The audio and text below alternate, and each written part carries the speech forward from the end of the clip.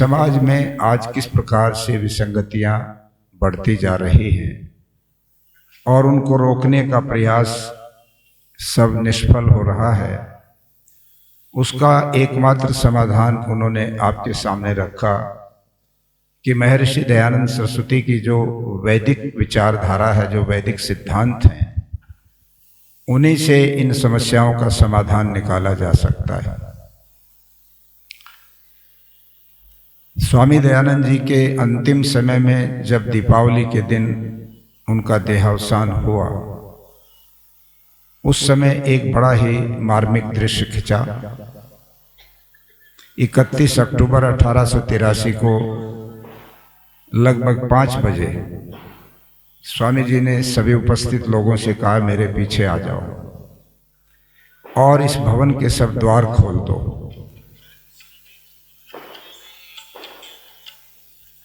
सब लोग पीछे चले गए, दरवाजे खोल दिए गए,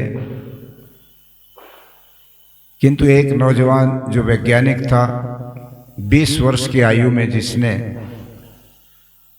विज्ञान की पढ़ाई करके किताब लिखी थी, जो आज इंग्लैंड की बहुत ही प्रतिष्ठित विश्व यूनिवर्सिटी ऑक्सफोर्ड यूनिवर्सिटी में पढ़ाई जाती है, टर्मिनोलॉजी ऑफ वेदास।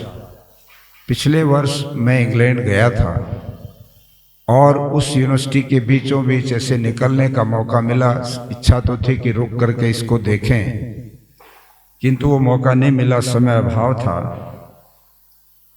किंतु एक इच्छा पैदा मन में ये जरूर हुई कि इसी विश्वविद्यालय में आर्य समाज के एक स्टार, एक सितारे पंडित गुरुदत्त विद्यार्थी की लिखी किताब पढ़ाई जाती है।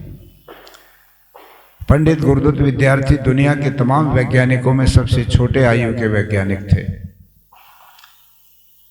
और 26 साल की उम्र में उनका देहांत हो गया था। 26 वर्ष की उम्र, आप अनुमान लगा लीजिएगा कि 26 वर्ष की उम्र क्या होती है।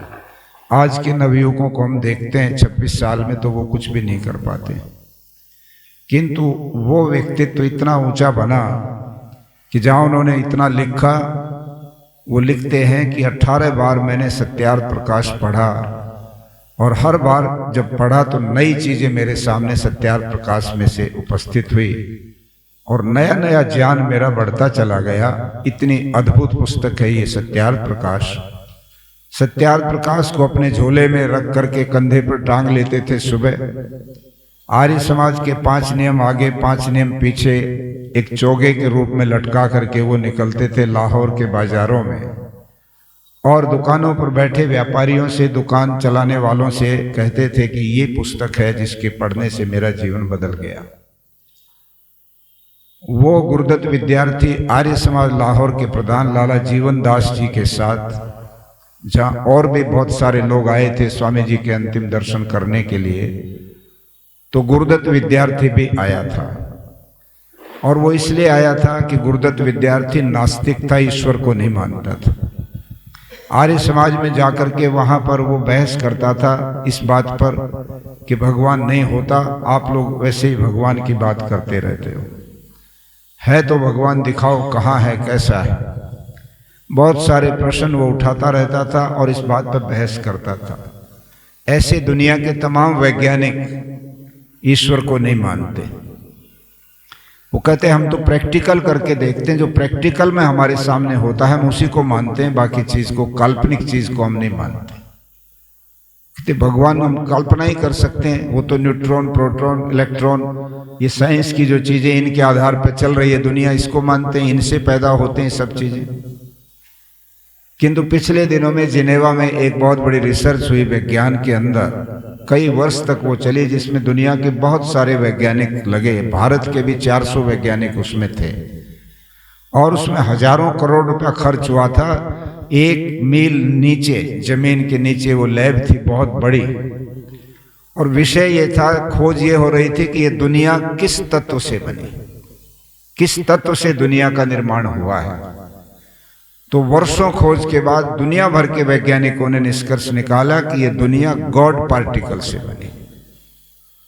गॉड पार्टिकल, पार्टिकल कहते हैं एक हिस्सा, किसी का एक उसका भाग कह लीजिएगा, कहते ईश्वर बीच में उनको लाना पड़ा। और ये प्रश्न उठाया बहुत सारे आस्तिक लोगों ने कि जिस ईश्वर को तुम नहीं मानते थे, आज तुमको भी ये कहना पड़ा। अपनी रिसर्च का जो रिजल्ट दिया है तुमने, जो पेपर छापा है, दुनिया के सारे बड़े बड़े जर्नल जो उस समय छपते थे, पत्रिकाएं अंग्रेजी में या स्पेनिश में या फ्रेंच में या चाइनीज भाषा में, उनमें सब जगह ये हुआ कि गॉड पार्टिकल से ये दुनिया बनी। मैं यहां पर बात ये कहना चाहता हूं कि गुरुदत्त विद्यार्थी नास्तिक था, इसलिए आर्य समाज के लोगों ने कहा कि आप हमारे साथ चलो, हम आपको महर्षि दयानंद के दर्शन कराएंगे और हो सकता है आपकी शंकाओं का निवारण हो जाए, आप साथ आओ। जब स्वामी जी ने कहा कि सब मेरे पीछे आ जाओ, तो वो नहीं आए, एक दरवाजे के साथ चिपक कर खड़े रहे। तब स्वामी दयानंद जी 5 बजे पूछते हैं कि आज क्या दिन है, आज कौन सा महीना है, कौन सा वार है। तो किसी ने भीड़ में से उत्तर दिया, आज अमावस्या की कृष्ण पक्ष का अंतिम दिन अमावस्या है, कार्तिक मास है और मंगलवार का दिन है। स्वामी जी ने सुन लिया और चुप हो गए।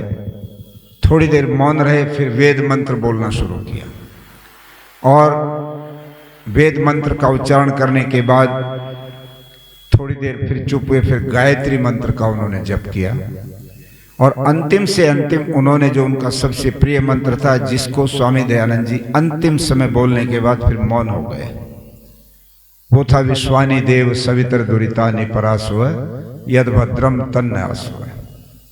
यही मंत्र जब फांसी के फंदे पर राम प्रसाद बिस्मिल गोरखपुर की जेल में फंदा गले में अभी डल गया है, मुंह के ऊपर काला कपड़ा डालने वाला है जल्लाद और थोड़ी देर के बाद तख्ता खींचने वाला है, उस समय उसके मुख से यही मंत्र उच्चारण हुआ, ओम विश्वानी देव सवितर दुरितानि परासुव यद भद्रम तन्न आसुव।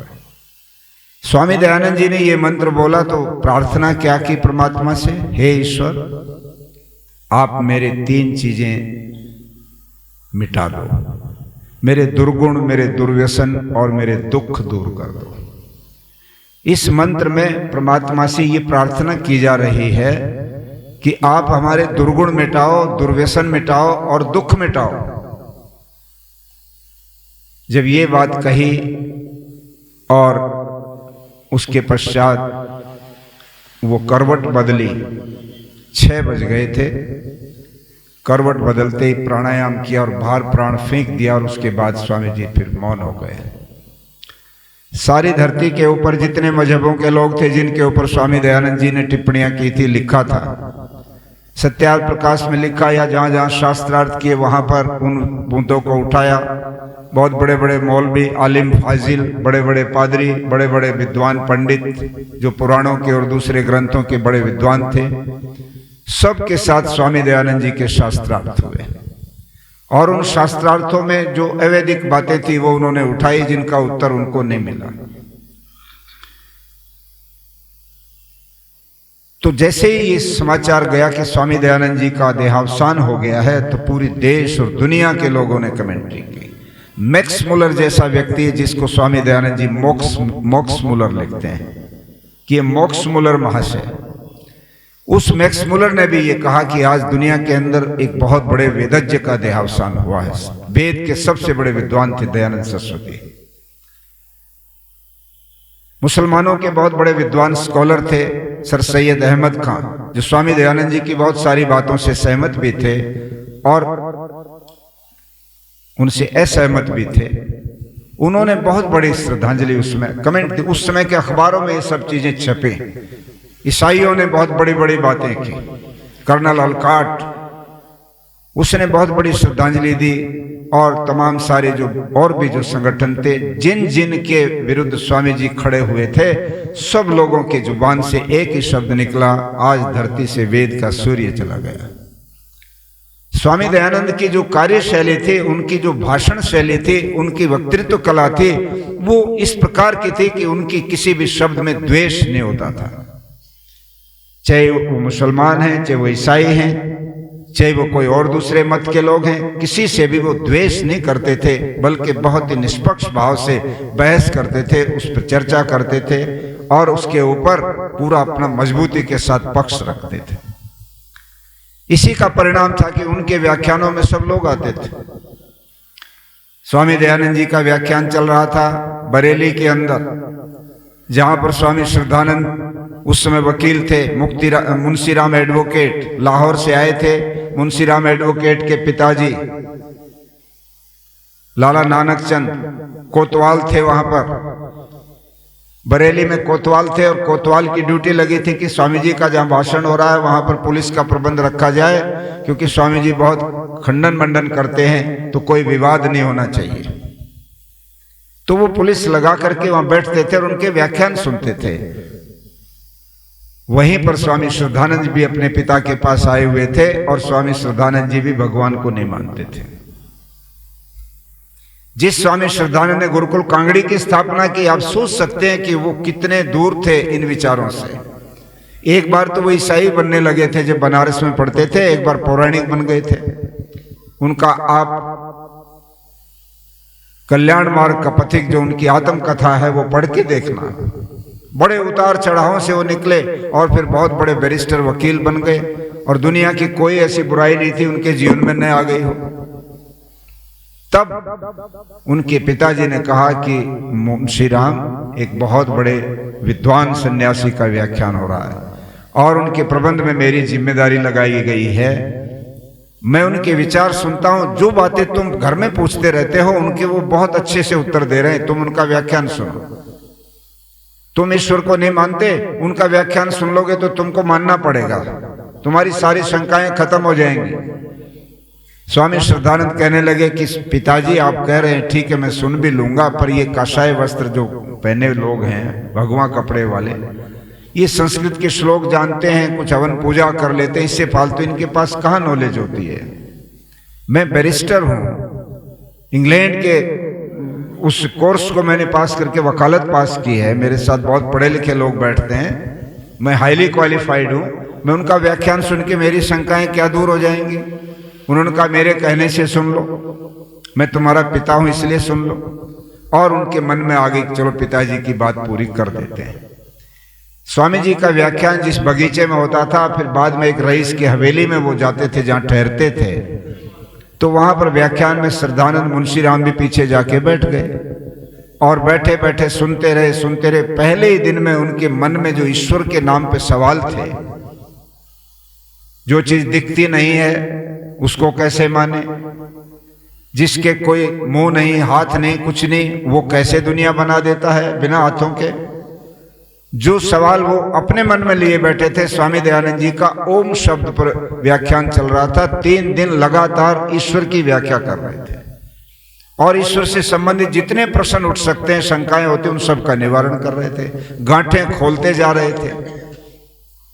तीसरे दिन मुंशीराम अगले दिन बिना कहे चले गए सुनने। इच्छा पैदा हो गई कि इनको तो और सुनना चाहिए, अद्भुत तर्क इनके पास है, ये केवल वैसे बाबा नहीं हैं जिनको मैं मानता था, इनके पास तो बहुत बड़ी विद्वत्ता लगती है, बड़े लॉजिक हैं, भगवान को सिद्ध करने में इनके पास तर्क बहुत बलवान और मजबूत है।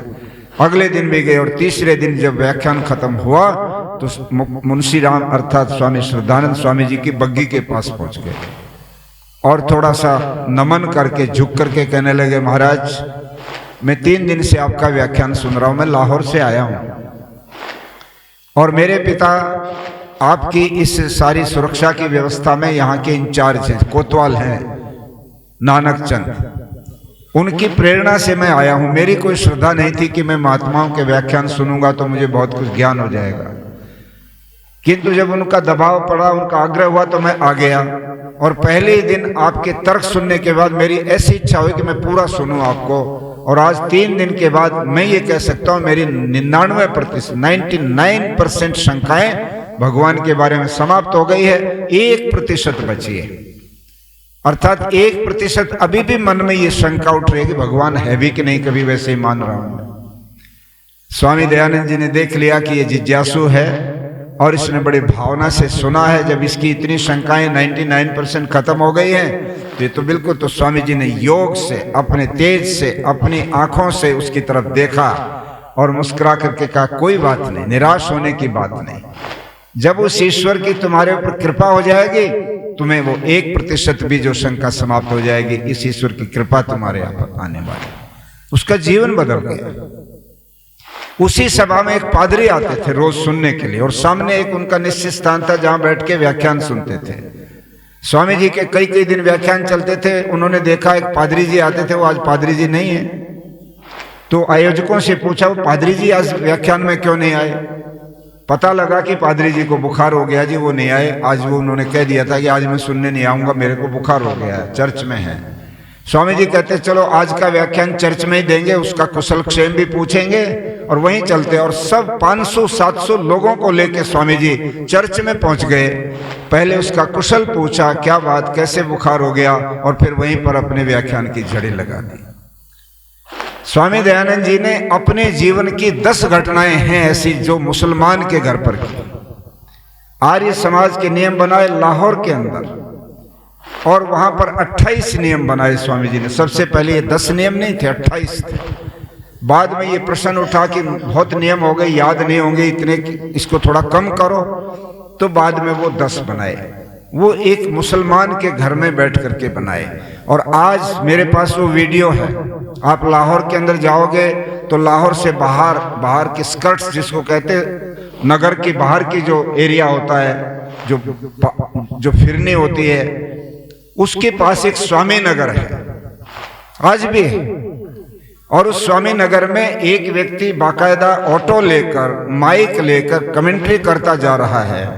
अब मैं यहां पहुंच गया हूं, अब मैं यहां पहुंच गया हूं, मैं स्वामी नगर में प्रवेश कर लिया मैंने, और मैं अब उस जगह पर आ गया हूं जिसके पीछे वो स्थान है, वो मकान है जहां पर दयानंद सरस्वती ने बैठ के आर्य समाज के नियम लिखे थे।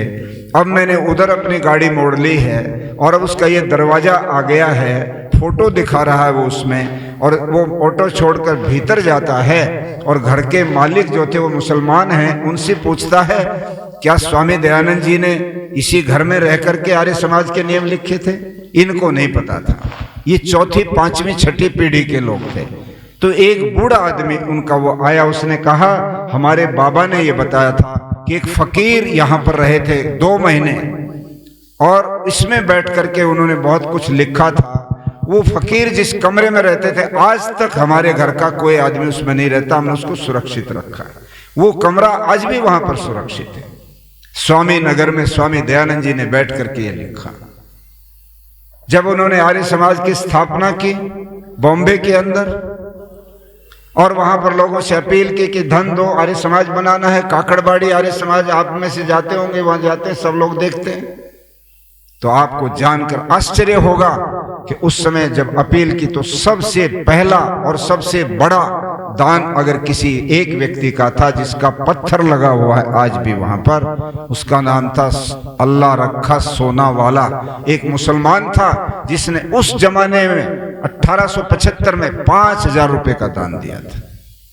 स्वामी दयानंद की कार्यशैली ऐसी अद्भुत थी कि और मत संप्रदायों के लोग भी ये मानते थे कि ये फकीर कोई द्वेष भाव से बात नहीं करते, बल्कि हम लोगों के साथ संवाद करते हैं, बातचीत करते हैं, शास्त्रार्थ करते हैं, तर्क देते हैं, और अपनी बात को सिद्ध करने में पूरी योग्यता का परिचय देते हैं। उनके प्रति उनके दिल में प्रगाढ़ श्रद्धा रहती थी। उनके शिष्य थे ब्रह्म समाज के लोग। राजा राम मोहन राय के बाद जिस व्यक्ति के हाथ में ब्रह्म समाज आया वो थे केशव चंद्र सेन। केशव चंद्र सेन स्वामी दयानंद के बहुत बड़े पक्के भक्त थे। शास्त्री जी सुबह कह रहे थे कि उन्होंने कपड़े पहनने शुरू किए। आपको पता है कपड़े कब पहनने शुरू किए? स्वामी जी बिहार में भागलपुर के मेले में डटे हुए थे, और वो जिंदगी में अगर रोए तो 2 बार रोए, और महिलाओं को देख करके रोए। एक वो का बात जब भागलपुर के मेले में लड़कियों की बोलियां लगा रहे थे लोग, और बड़े बड़े लोग उनको खरीद करके ले जाते थे। बिलखती थी वो लड़कियां कि आज से हम इनकी पढ़ाई हो गई है, घर नहीं आने देंगे ये लोग, हमसे अपने घरों में ले जाके काम करवाएंगे। तो दयानंद सरस्वती रो पड़े वहां पर, ये क्या हो रहा है, ये कैसा समाज है? पैसे की बोली लगा करके लड़कियों को खरीदा जा रहा है, बाजार लग रहे हैं। जैसे जॉर्जिया स्टेट अमेरिका का, मैंने देखा है जॉर्जिया, अटलांटा उसकी राजधानी है। वहां पर जैसे अब्राहम लिंकन ने अपने बाप के साथ काले जो दास थे, स्लेव्स थे, उसको देखा था, और हजारों हजारों स्लेव आते थे, एक एक को ला करके जैसे सब्जी बेची जाती है, जैसे जिन्हें सपना अनाज बेचा जाता, बोली लगाता है वहां आड़ती, बोलो 100 रुपए क्विंटल, 200, 500, 1000 बोलते जाते हैं। वहां पर आदमी की बोली लगती थी, और जिस समय वहां पर यह बोली लगी तो अब्राहम लिंकन ने उस दिन कहा था कि मैं जिंदगी में इस स्लेवरी को खत्म करके दिखाऊंगा। स्वामी दयानंद जी वहां रोए, और दूसरी बार वो तब रोए जब गंगा के किनारे पर बैठे वो समाधिस्थ थे, और एक नौजवान महिला रात के अंधेरे में, अंधेरी रात को चीरते हुए अपने हाथ में कुछ लेकर के गंगा की तरफ बढ़ती जा रही थी, और जब जा रही थी तो पैरों की आवाज पत्ते, सूखे पत्तों पर पड़ रही थी, और उनके ऊपर जब आवाज आई सूखे पत्तों की तो कान में पड़ी स्वामी जी के कि कोई जानवर है या कौन है, क्या है। आंखें खोली तो देखे एक युवती जा रही है, और हाथ में कुछ ले रखा है। जब वो गई किनारे पर और उस हाथ में लिए सामान को डालकर वापस लौटी, तो स्वामी दयानंद ने कहा कि बहन तुम कौन हो? रात की इस बियाबान जंगल में और आधी रात में तुम कहां से, क्यों यहां पर तुम्हें आना पड़ गया? क्या बात है? क्या तुम्हारे हाथ में था जिसको तुम यहां डाल के लौट रही हो? उसने कहा, वो सन्यासी, तुम तो सन्यासी हो, तुम्हें दुनियादारी के चक्कर में पड़ने की क्या जरूरत है? तुम तो मुक्त हो चुके हो, हम तो दुखिया लोग हैं, दुनिया के दुख तो बहुत हैं, तुम क्या मिटाओगे हमारे दुख? नहीं, मुझे बताओ दुख क्या? तब वो कहती है कि मेरा 2 वर्ष का बच्चा था, मैं एक विधवा, मेरा पति नहीं है, ये बच्चा था छोटा, वो मर गए थे, और मेरे पास इतना साधन नहीं था कि दिन में बिना दवाई के इसका प्राणांत हो गया, बहुत तेज ज्वर था, इसको मैं बचा नहीं सकी। परंतु जब मैं इसकी अंत्येष्टि के लिए सोचने लगी तो मेरे पास 2 गज कपड़ा नहीं था कि मैं इसको अंतिम समय में कफन की व्यवस्था कर सकूं, और मैंने अपनी साड़ी का पल्लू फाड़ करके उसका कफन बनाया, और बच्चे को नंगे ही पानी में फेंक दिया, और उस कपड़े को ले आई हूं, इसको सील करके मैं पहन लूंगी। मैं आपको सच बताता हूं, जब मैंने ये कहानी पढ़ी स्वामी दयानंद की जीवनी में, तो मुझे विश्वास नहीं हुआ। मुझे लगा कि लेखक ने अतिशयोक्ति कर दी। क्या ऐसा भी कभी होता है कि किसी के पास 2 गज कपड़ा ना हो और अपने बच्चे को वो ना दे सके? किंतु मेरी इस शंका का निवारण उस दिन हुआ जब इस देश के पूर्व प्रधानमंत्री चौधरी चरण सिंह जी ने एक कहानी सुनाई। 1 लाख लोगों की सभा में वो बोल रहे हैं, मैं श्रोता वहां हूं, और वो कहने लगे कि जब मैं प्रधानमंत्री बना तो एक दिन सुबह जिस ऑफिसर के पास ये ड्यूटी थी कि वो देश के अखबारों में क्या छपा है आज, उसकी डॉक्यूमेंटेशन करके उसकी जो कटिंग्स हैं वो काट करके फाइल रखे। प्रधानमंत्री के अलग अलग विभाग होते हैं, बहुत बड़ा दायित्व है देश का। तो एक अफसर होता है जो सारे देश के अखबारों में क्या छप गया आज वो लाके देगा, वो उल्टेंगे, देखेंगे कोई जरूरी चीज, कोई गलत हो गया देश में तो पता लग जाए। चौधरी साहब ने जब फाइलें उल्टी तो एक अखबार पर नजर गई कि कालाहांडी जिले में, उड़ीसा के कालाहांडी जिले में एक परिवार के 8 आदमी भूख से मर गए। जब ये खबर पर उनकी नजर गड़ी तो वहीं रुक गए, और उन्होंने अपने दूसरे अधिकारी को कहा कि डीएम कालाहांडी को फोन करो, मेरी बात कराओ। प्राइम मिनिस्टर हैं, सीधा डीएम को फोन गया, डीएम ने फोन उठाया कि प्रधानमंत्री जी बात करेंगे। चौधरी साहब कहते मैंने उससे बात की कि क्या तुम्हारे जिले में 8 आदमी भूख से मर गए, ये आज की अखबार की मुख्य खबर लगी है, ये सत्य है क्या? डीएम ने कहा हाँ सर ये सत्य है, ऐसा एक परिवार में हो गया। कैसे हो गया? कि उनके पास आर्थिक स्थिति नहीं थी। चौधरी साहब कहते मैं 2 दिन के बाद परसों कालाहांडी आ रहा हूं, और आप मुझे उस घर में लेके जाना है आपको जो सबसे गरीब है आपके जिले में। मैं देखूंगा उसके घर के अंदर क्या क्या सामान है, मैं वो तस्वीर देखना चाहता हूं। किसी न किसी, हर आदमी की अलग अपनी नेचर होती है। चौधरी साहब बहुत सेंसिटिव आदमी थे, बहुत संवेदनशील थे, और उन्होंने बोलते बोलते जब कहा कि वो कानवाई, क्योंकि उनकी पार्टी नहीं थी वहां पर प्रोटोकॉल वाइज प्राइम मिनिस्टर हैं तो सारा का सारा प्रशासन, सब वहां के गवर्नर और सब लोग आ गए और अफसर आ गए, और पूरी कानवाई लेके लगभग 20, 30, 40 किलोमीटर भीतर बिल्कुल निपट आगे जंगल में एक रास्ता साफ सा करा करके एक घर छांटा, एक झोपड़ा छांटा कि इस घर को दिखाएंगे प्राइम मिनिस्टर को कि ये सबसे गरीब घर है। चौधरी साहब कहते हैं जैसे हमारी गाड़ी रुकी तो मैं उतरा, डीएम मेरे साथ उतरा और उतरते कहा सर ये घर है, इसकी तरफ आप चलिए, इसको देख लीजिए। जब बोले मैं आगे बढ़ा तो एक नौजवान लड़की ने चौखट पकड़ करके मुझे रोक दिया कि आप भीतर नहीं जा सकते। उन्होंने कहा क्यों बेटा, आपको ये बताया नहीं गया कि प्रधानमंत्री आज आपके घर में आएंगे, निरीक्षण करेंगे, देखेंगे आपके घर में क्या क्या कुछ है, आपसे मिलेंगे? बताया था। वो कहने लगी कि बताया है, तो फिर क्यों नहीं जाने देते? चौधरी साहब का गला रुंधने लगा और भावुक हो गए और अपना जो नैपकिन था वो लेकर के आंसू भी पोंछने लगे। कहने लगे वो कहती है कि हम घर में 3 महिलाएं हैं, पुरुष कोई नहीं है, ना हमारा भाई है ना हमारा पिता है, माँ है और 2 बहनें, और 3 में से जब किसी को बाहर जाना पड़ता है लकड़ी बीनने के लिए या कोई सामान लेने के लिए तो एक को निर्वस्त्र रहना पड़ता है, 3 में 2 साड़ियां, इसलिए मैं आपको भीतर नहीं जाने दूंगी, मेरी मां निर्वस्त्र है भीतर। ये जब बात कही तो वो कहते हैं कि मैं दंग रह गया कि आजाद भारत के अंदर आज भी ये बात सुनने को मिल रही है, तो मेरी शंका दूर हो गई कि दयानंद सरस्वती के समय तो और भी दुर्वस्था थी। अंग्रेजों ने हमारे देश को पूरी तरह से लूट लिया था, सारा रॉ मटेरियल कच्चा माल ले जाते थे पानी वाले जहाजों में भर के मानचेस्टर और लिवरपूल की मंडियों में, और वहां से बने हुए कपड़ा, वहां से मशीनें, दवाइयां और सारी चीजें जो काम की तो महंगी ला करके बेचते थे। इधर कच्चा माल सस्ता और बनी हुई महंगी, भारत को गरीब बना दिया था अंग्रेज ने, और लोगों की बहुत बदहाल थी, बहुत बुरी हालत थी। उस आर्थिक स्थिति को देख करके वो रोए थे। उस भागलपुर के मेले से स्वामी दयानंद जी को कलकत्ता ले जाया गया। कलकत्ता उस समय भारत की राजधानी थी अंग्रेजों की, दिल्ली नहीं थी, चेन्नई नहीं थी। पहले चेन्नई बनी, फिर कलकत्ता बनी और बाद में दिल्ली बनी। किंतु कोलकाता में जब वो राजधानी बनी तो कोलकाता एक एजुकेशन हब बन गया। वहां सब बड़े बड़े college, Presidency College, Saint Xavier's College, सारे बड़े बड़े कॉलेज वहां खुलते जगह, शिक्षा का बड़ा भारी प्रबंध हुआ। स्वामी जी ने सोचा अच्छे पढ़े लिखे लोगों में जाएंगे तो वहां पर कोई ना कोई वेद विद्यालय शुरू करवाएंगे। स्वामी जी की बात जगदीश चंद्र बसु से हुई, विद्यासागर से हुई, बड़े बड़े जितने वहां विद्वान थे सबसे मीटिंग हुई उनके घरों पर। आज भी 2-2 एकड़ में उनके मकान है, आप जाके देखना कभी। इन्हीं वैज्ञानिकों के, इन्हीं विद्वानों के स्वामी जी सबसे मिले।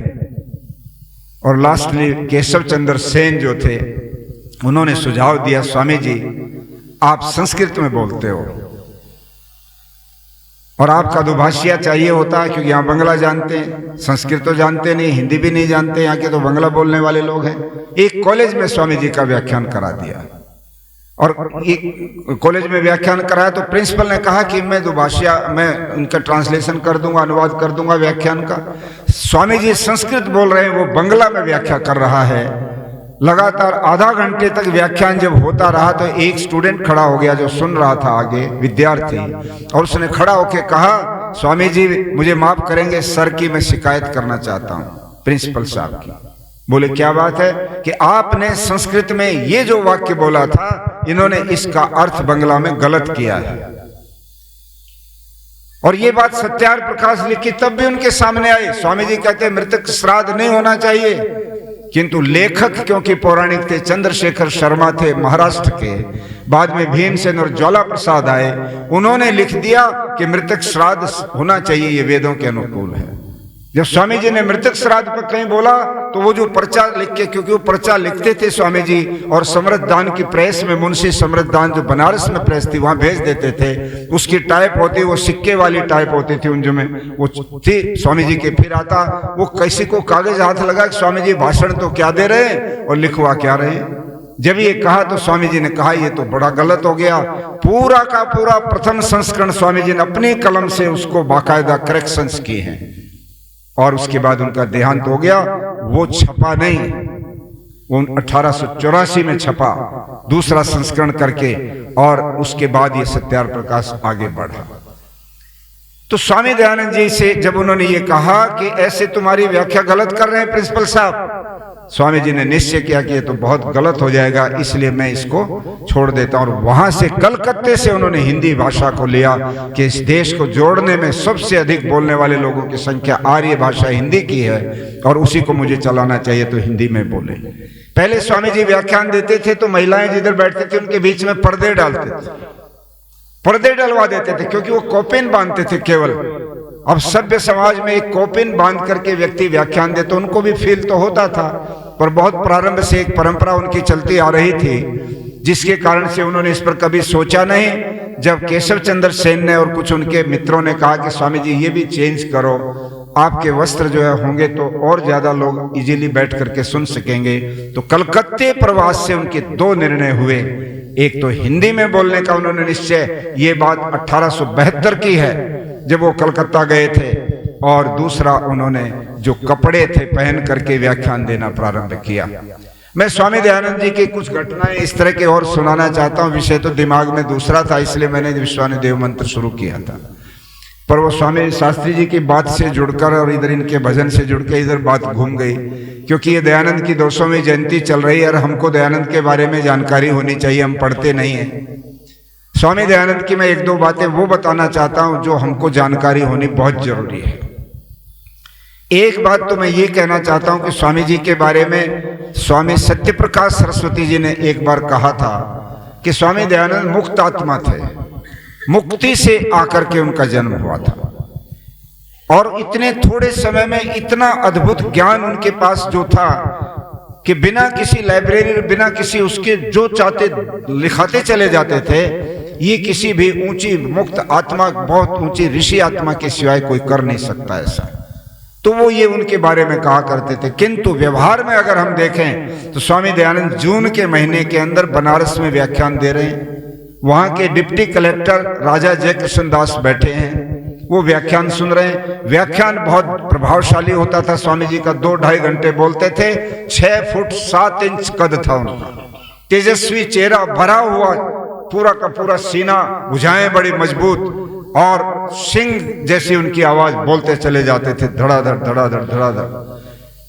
तो वहां पर जब व्याख्यान हुआ तो राजा जयकृष्ण दास जो डिप्टी कलेक्टर थे वो आके कहने लगे, महाराज व्याख्यान तो इतना ज्ञान से भरा पड़ा है कि हम जैसे लोग याद नहीं रख पाएंगे इन सब बातों को जितने आज आपने एक व्याख्यान में कह दी। और आपको तो यहाँ बहुत देर तक यहाँ बोलना, कई दिन रुकोगे, इसलिए मेरी एक इच्छा है कि आप इनको लिखवा दो, ताकि जो लोग यहाँ सुनने नहीं आए उनको भी लाभ हो जाए और आने वाली पीढ़ियों को भी लाभ हो जाए। आप लिखवा दीजिए इन विचारों को। उन्होंने कहा मेरे पास लेखक नहीं है, मैं कैसे लिखवा दूं।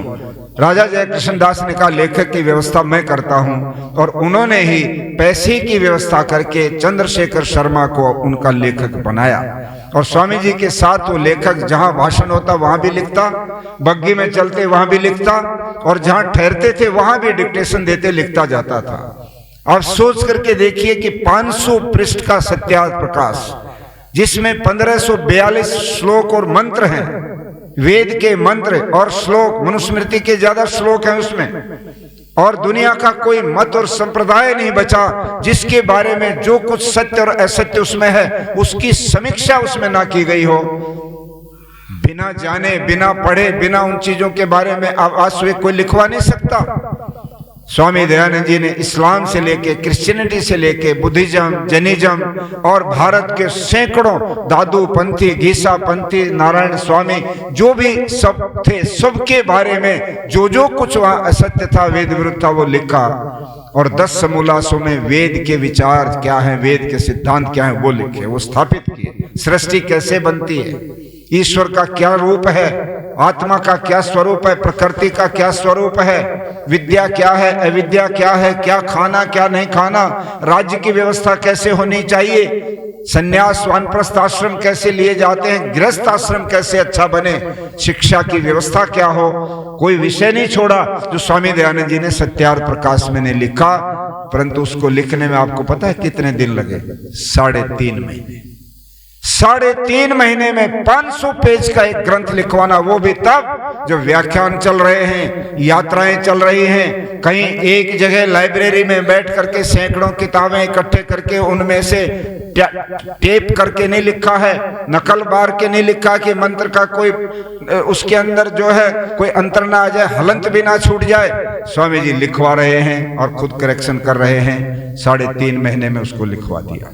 किंतु उन्हीं के समकक्ष 3-4 साल का अंतर है। दुनिया का एक बहुत बड़ा विद्वान और पैदा हुआ जिसकी विचारधारा ने दुनिया के कितने ही देशों के ऊपर राज्य किया। उसका नाम था कार्ल मार्क्स। कार्ल मार्क्स ने कम्युनिज्म की थ्योरी लिखी और कम्युनिज्म की थ्योरी की सबसे महत्वपूर्ण किताब है वो है दास कैपिटल। दास कैपिटल लिखा कार्ल मार्क्स ने, और उसको लिखा कहां? रहने वाला जर्मनी का था, किंतु जर्मनी में सुविधा नहीं थी। वो जर्मनी छोड़ करके आ गया इंग्लैंड में, और इंग्लैंड के अंदर बर्मिंघम, जो लंदन से के बराबर का बड़ा शहर है, बर्मिंघम में मैं पिछली बार गया और मैंने वो लाइब्रेरी देखी जहां बैठ करके दास कैपिटल उसने लिखा। 8 मंजिला भवन है। हमारे देश के उत्तर प्रदेश, हरियाणा, दिल्ली, जितना हमारा देश के प्रांत हैं, आपके सारे रेवेन्यू रिकॉर्ड्स आज से 100 साल 150 साल पुराने इतने बड़े बड़े रजिस्टर मैंने वहां पर देखे। थोड़ा टाइम था, देख नहीं पाए, महीनों लग जाए उस लाइब्रेरी को देखने में। वहां बैठ करके दास कैपिटल लिखा, और पता है कितने दिन में लिखा? 34 वर्ष, 34 साल और 3.5 महीने। स्वामी दयानंद जी ने सत्याग्रह प्रकाश लिखा 3.5 मास में, और कार्ल मार्क्स ने दास कैपिटल लिखा 34 वर्ष में।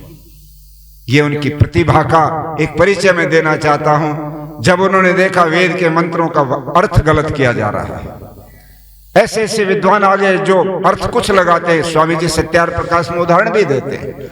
जैसे किसी व्यक्ति ने कहा, एक शब्द होता सैंधव। सैंधव घोड़े को भी कहते हैं और सैंधव नमक को भी कहते हैं।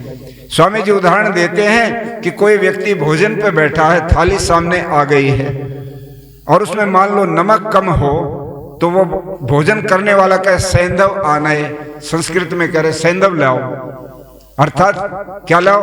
नमक। किंतु घर का मालिक घोड़ा खोल के ले आए वहां पर, तो क्या कहा जाएगा कि मूर्ख है, या तो इसको संस्कृत नहीं आती, या इनका तात्पर्य नहीं समझा, ये क्या मांग रहे हैं। भोजन के समय घोड़े की क्या जरूरत है?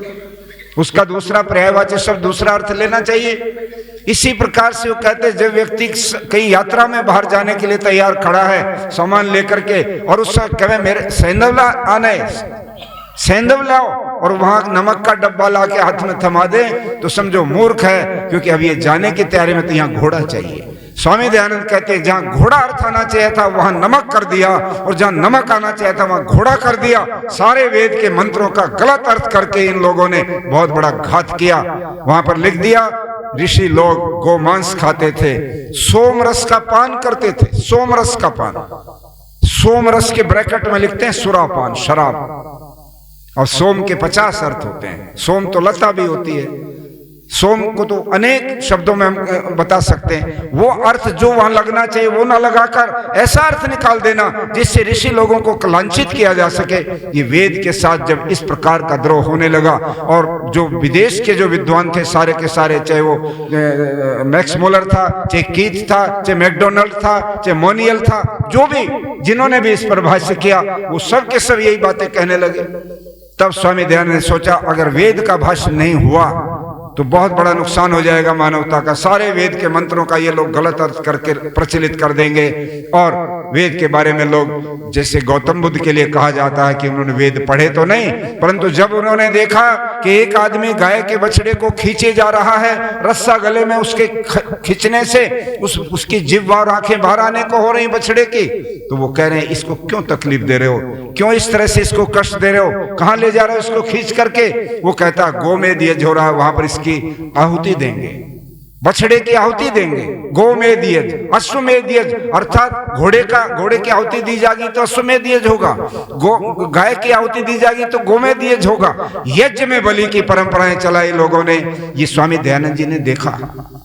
और मुझे माफ करेंगे, ये जो हम गोले की व्यवस्था करते हैं ना, हमारे सब जो श्रद्धालु लोग हैं उनको ये लगता है कि ये क्यों लोग छोड़ दिया जी, गोला आप छोटे टुकड़े काट करके डाल दीजिएगा उसमें समिधा में, कोई दिक्कत नहीं, उसमें तेल है और अच्छा तेल है, उसका कोई दुरुपयोग। परंतु आप उसका मुख काट कर और उसमें भरकर फिर उसमें धागा बांध करके, ये बलि परंपरा का एक नया नमूना है कि हम बलि दे रहे हैं।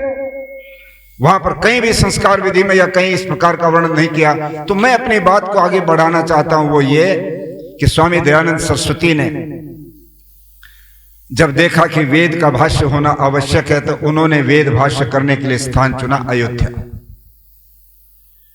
3 बार अयोध्या में स्वामी दयानंद जी ने प्रवेश करने की कोशिश की, किंतु अयोध्या में बैठे हुए मंदिरों के पुजारी सब लोगों ने ये मान लिया कि दयानंद तो मूर्ति पूजा पर बहुत जबरदस्त प्रहार करते हैं, बड़ा शास्त्रार्थ करते हैं, इसलिए अगर ये यहाँ आ गए तो हमारी तो दुकानें बंद करके चले जाएंगे, इसलिए छोड़ दें।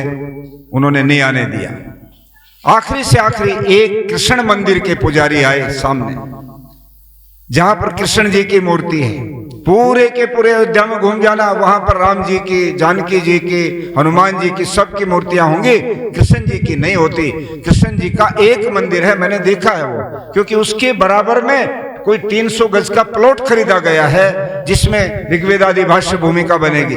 वहां पर स्वामी दयानंद जी को वो पुजारी लेके गया और उस मंदिर में जैसे मैं बैठा हूं, यहाँ पीछे वो मूर्ति है। और मूर्ति भी कैसी, आपने सारे देश में कृष्ण जी के मंदिरों में मूर्ति देखी होंगी, या तो राधा जी के साथ वो खड़े हैं, या तो बांसुरी लिए खड़े हैं, या तो किसी और रूप में, परंतु उस मूर्ति में सुदर्शन चक्र उनकी उंगली पर है और बहुत सुंदर वो मूर्ति का रूप है। यद्यपि पूजा तो वो करते हैं, किंतु स्वरूप जो उनके व्यक्तित्व का दिया वो अद्भुत है। तो वो लेके गए, उन्होंने कहा देख लो, सारा विरोध कर रहे हैं लोग, तुम्हें मारेंगे यहाँ पर, मैं तो देख लूंगा, पर तुम्हारा काम बंद नहीं होना चाहिए कि नहीं आप आइए। और ले गए स्वामी जी का बाईं तरफ के बरामदे में उन्होंने आसन लगाया। और आपको आश्चर्य होगा ये जान करके कि ऋग्वेद आदि भाष्य भूमिका जैसा अद्भुत ग्रंथ, 200 पृष्ठ का वो ग्रंथ, जिसमें वेद के बारे में सारी की सारी चीजें जो भूमिका में लिखी जाती है, किसी किताब की भूमिका परिचय होती है किताब की, कि इस किताब में विषय क्या है, उस सारा का सारा परिचय उसमें देते हुए स्वामी जी ने जो किताब की, वो 26 दिन के अंदर उसको लिख दिया। 26 डेज। आप इससे अनुमान लगाए कि दयानंद की प्रतिभा कितनी ऊंची रही होगी। बहुत अद्भुत व्यक्तित्व उनका था। किंतु मुझे कष्ट उस दिन हुआ, 1 साल पहले दिल्ली के यूजीसी का जो ऑफिस है, वहां से एक वेबसाइट के ऊपर आधुनिक दार्शनिकों की सूची डिस्प्ले हुई और उस सूची के अंदर नाम आए, स्वामी दयानंद का नाम उससे आउट कर दिया। स्वामी दयानंद दार्शनिकों में नहीं काउंट किए गए। वहां पर नाम आए तो अरविंद जी का आया, बहुत अच्छा, अरविंद दार्शनिक थे।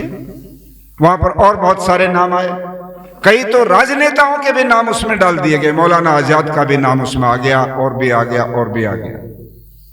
स्वामी विवेकानंद का भी नाम उसमें आ गया, किंतु स्वामी दयानंद का नहीं आया। मुझे किसी ने वो जैसे देखा वेबसाइट तो मुझे भेजा, मैंने चिट्ठी लिखी एज ए सार्वदेशिक सभा के प्रेसिडेंट की ओर से, और यूजीसी के चेयरमैन को कहा, आपने कैसे ये बात निश्चय कर लिया कि दयानंद दार्शनिक नहीं है? आपको मालूम होना चाहिए 2 नंबर पर स्वामी विवेकानंद से अगला नाम आपने योगी अरविंद का लिखा है, और योगी अरविंद अगर दार्शनिक हैं तो योगी अरविंद दयानंद के बारे में क्या कहते हैं? योगी अरविंद ने एक किताब लिखी जिसका नाम रखा दयानंद। स्वामी ने लगाया, ऋषि ने लगाया, और कुछ नहीं लगाया। उसके अनुयायियों ने कहा, महाराज आर्य समाज के लोग आपसे लिपट जाएंगे, स्वामी जी का सम्मान नहीं किया आपने, दयानंद ही लिख दिया सीधा। तब वो कहते हैं कि तुम जानते नहीं हो, किसी विशेषण के लगाने से दयानंद बड़े नहीं होते, बल्कि दयानंद के साथ कोई विशेषण लग गया तो विशेषण की पूजा कीमत बढ़ जाएगी। दयानंद तो दयानंद ही थे, उनको किसी विशेषण की जरूरत नहीं पड़ती है।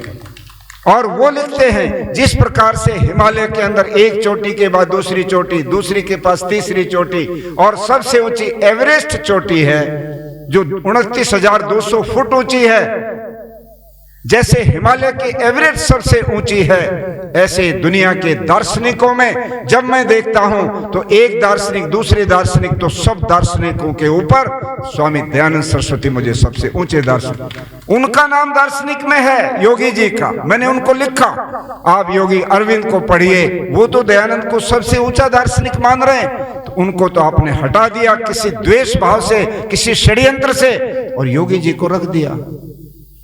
हमें विवेकानंद के रखने से ऐतराज नहीं है, योगी अरविंद के रखने से ऐतराज नहीं, किसी और के रखने से ऐतराज नहीं, पर दयानंद क्या दार्शनिक नहीं थे? आज मैं चैलेंज से कहता हूं, इस दुनिया के अंदर 800 करोड़ की ये दुनिया है, त्रैतवाद को देने वाला दयानंद के सिवाय दुनिया में कोई फिलोसफर नहीं है। एक भी व्यक्ति नहीं मानता कि 3 सत्ताएं हैं, ईश्वर, जीव और प्रकृति। केवल महर्षि दयानंद कहते हैं ईश्वर है, जीवात्मा है, प्रकृति है, प्रकृति से जीवात्मा के उपभोग के लिए परमात्मा इस दुनिया को बनाता है। इसके ऊपर बहस है। बहुत सारे लोग तो भगवान को नहीं मानते, 2 को मानते। बहुत सारे लोग तो ये सारी दुनिया भगवान ही है, ये भी भगवान का अंश है, मैं भी भगवान का अंश हूं, ये प्रकृति भी भगवान का अंश है। ये सारी की सारी विचारधाराएं अलग अलग हैं, किंतु एक दयानंद जिसने त्रैत्ववाद को स्थापित किया वो दार्शनिक नहीं है, जिन्होंने स्त्रियों की दशा को देख करके एक चिंतन दिया कि ईश्वर का आदेश है, यथे मां वाचन कल्याणी मां वदानी जनेभ्य, कोई भी स्त्री हो पुरुष हो सबको पढ़ने लिखने का बराबर का अधिकार है। वेद कहता है, ईश्वर कहता है, तुम कैसे रोक सकते हो? इतना बड़ा दर्शन, इतनी बड़ी फिलोसफी ओपन की, पूरे समाज के अंदर प्रतिबंध था, लड़कियां नहीं पढ़ सकती। जिस घर की लड़कियां पढ़ जाएंगी वो घर खाना बदोश लोगों का होता है, वो कुलहीन लोगों का घर है जो लड़कियों को पढ़ाते। ये लिखा आज भी गुजरात के इतिहास में पढ़ के देखिए लाइब्रेरी में। तब दयानंद ने देखा ये क्या तमाशा बना दिया। जिस स्त्री को बच्चे का निर्माण करना है, जिस स्त्री को बच्चे को लालन पालन और उसको संस्कारित करना है, वो माता निर्माता भवती, निर्माण करने वाली है। केवल वो किसी को जन्म दे के फ्री नहीं हो जाती, वो कोई पशु नहीं है। उस मां को अनपढ़ रखना चाहते हो आप, उसको ज्ञानवान नहीं होने देना चाहते हो आप? ऐसा नहीं हो सकता। जब उन्होंने इसको चुनौती दी तो दयानंद के ऊपर पूना प्रवचन के दौरान में जब स्त्रियों के ऊपर उनका व्याख्यान हुआ, लोगों ने सामने से जीवित सांप उनके ऊपर फेंका, कोबरा सांप ले गए पॉलिथीन में बांध करके, और स्वामी जी बोलने के लिए खड़े हुए तो निकाल करके ऊपर फेंक दिया कि काट ले। स्वामी दयानंद महापुरुष 42 बार 42 टाइम्स 42 अटेम्प्ट उनकी मौत के किए लोगों ने। उनके ऊपर मसलमैन भेजे, एक बार 2 पहलवान भेज दिए किसी ने, और गंगा के किनारे बैठे थे पहलवानों ने आकर के स्वामी जी को खींचना शुरू किया कि इनको डुबो देंगे। पहलवानों को अपनी पहलवानी पर नखरा था, नाज था। अब उनको क्या पता कि एक आदित्य ब्रह्मचारी से टकरा रहे हो, तुम्हारे को लेने देने पड़ जाएंगे। स्वामी जी ने देखा ये तो हट कर रहे, मान ही नहीं रहे, दोनों को गर्दन में, उनकी गर्दन बगल में दबाया और डुबकी मार दी। स्वामी जी का तो प्राणायाम का अभ्यास था। 1 मिनट के बाद ही जब उनके मुंह में पानी घुसने लगा और वो छोड़े नहीं तो कुलबुलाने लगे। स्वामी जी तो दयालु भी साथ साथ, उन्होंने कहा ये किसी के बहका करके षड्यंत्र के शिकार हो गए बेचारे, इनके भी बाल बच्चे होंगे, परिवार होगा, इनको अगर ये मर गए तो बहुत पाप लगेगा। उन्होंने वो हाथ खोल दिए। निकलते ही जूते और कपड़े छोड़ के नंगे बदन ही भाग करके गाँव में जाके कहा कि बहुत खतरनाक बाबा है, मार दिए होते हम तो बच के आ गए। स्वामी जी के ऊपर मारने के बहुत बड़े काम हुए। 17 बार उनको जहर दिया गया। एक जहर देने से शुक्रात को लोगों ने इतना बड़ा दुनिया का फिलोसफर बना दिया, और जिस दयानंद को 17 बार जहर दिया उनका क्या उपाधि दी जाए आप खुद सोच सकते हो। महर्षि दयानंद के जीवन की प्रतिज्ञा थी कि मैं वेद के विपरीत कभी भी कोई समझौता नहीं करूंगा। जब उनका मीटिंग कर्नल नॉर्थब्रुक से करवाई गई कलकत्ते में, इंग्लैंड के एक पादरी ने व्यवस्था की कि स्वामी दयानंद से तुम एक बार मिल लो, अगर स्वामी दयानंद जी हमारे सहमत हो जाएं तो बहुत बड़ी बात हो सकती है। उस समय नॉर्थब्रुक के साथ मीटिंग हुई स्वामी जी की, और नॉर्थब्रुक ने सवाल किया, महाराज हमारे राज्य में आपको कोई तकलीफ तो नहीं है? उन्होंने कहा कोई तकलीफ नहीं, मैं बहुत आराम से अपना घूमता हूँ, मैं तो फ्री सन्यासी हूँ, जाता हूँ, यात्राएं करता हूँ, अपनी बात कहता हूँ, मुझे क्या तकलीफ होगी? तो बोले जो आप सबकी, जब आपकी किताबों में आर्याभिविनय में बड़ी प्रार्थनाएं करते थे वो राष्ट्र की और सब कि जब औरों के लिए आप इतनी प्रार्थनाएं करते तो हमारे राज्य की भी प्रार्थना कर दो जिसमें आपको इतना आराम मिल रहा है कि ये राज्य बहुत लंबा चले। उस समय स्वामी दयानंद कर्नल नॉर्थब्रुक से कहते हैं कि आप मुझसे ये आशा रखते हो कि मैं तुम्हारे राज्य की कामना करूं? विदेशी राजा कितना भी अच्छा हो, वो चाहे माता पिता के समान भी व्यवहार करता हो। ये माता पिता शब्द कहां से आया? आप लोग स्वाध्याय सेल आदमी इसकी तय में जाकर के देखना। उस समय महारानी विक्टोरिया ने एक बहुत बड़ा चार्टर, एक प्रपोजल भेजी थी भारत के लिए कि मैं तुम्हारी माता पिता के समान हूं, मैं तुम्हारे ऊपर राज तो करती हूं किंतु मैं माता पिता के समान व्यवहार करती हूं, मेरी तुम संतानें हो। माँ जैसे अपने बच्चों के बारे में सोचती भारत के लोगों, मैं तुम्हारे लिए ऐसा ही सोचती हूं। जब ये बात आई तो दयानंद के दिमाग में ये बात थी कि कितना गहरा इंजेक्शन लगाने की बात हो रही है ताकि ये गुलामी लंबी चले।